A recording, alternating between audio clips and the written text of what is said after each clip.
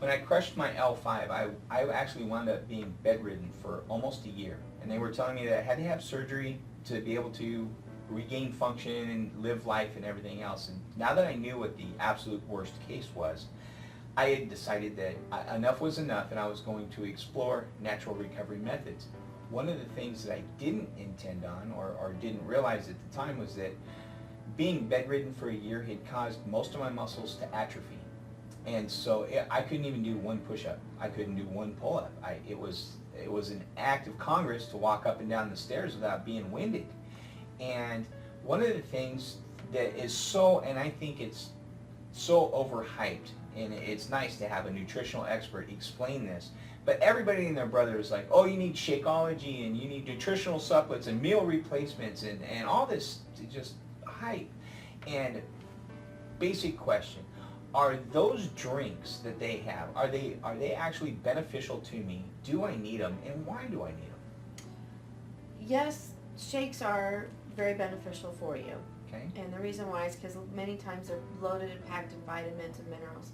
But they also will have some other amino acids that you need to help rebuild your body. And they have some other things called like inositol, which will help balance blood sugars. So there are some good factors in those shakes that you need. I, again, will go back to the whole food shake because you don't want pieces of the shake coming from petroleum or whatever. You want to have a whole food shake so you know where you're getting your vitamins from. That makes sense. So also sometimes people have a hard time digesting regular foods where the shakes are already liquid and they are able to be easily digested, and then now that becomes building materials for your body to repair itself. That makes sense.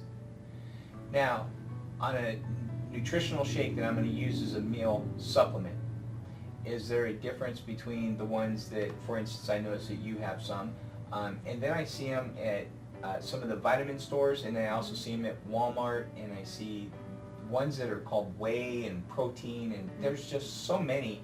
Which shake would best suit me for a meal replacement? Well, first of all, I would ask you if you have a gluten intolerance or if you have a milk intolerance, because if you're having those, you don't want to have the whey protein shakes or the soy-based shakes because those are made from grains. You would rather go with like a rice protein or a pea protein. Okay. So some of it comes down to how is your digestion. Other shakes that I use are strictly just for inflammation, and that's what it keys in on. Other shakes I use for just detoxing. So I have specific shakes for specific needs in my patients. Again, going back to labs, finding out what's going on with them, understanding the whole picture of what's going on with them as far as, are they in an autoimmune problem? Are they in a diabetic situation? Are they just needing to add some weight? Different shakes are for different reasons. So one shake doesn't catch all. Perfect. You have to go in and literally figure out what's wrong with you and apply it to the proper shake. And again, it comes back down to figuring out what the core problem is. Yes. And then finding the right solution. If anybody had some questions about what shakes and shake alternatives and what meal supplements that they should be getting, would they be able to call you and ask questions? Yes, they can contact me at the number below. Oh, excellent. Thank you, Doc. Mm-hmm.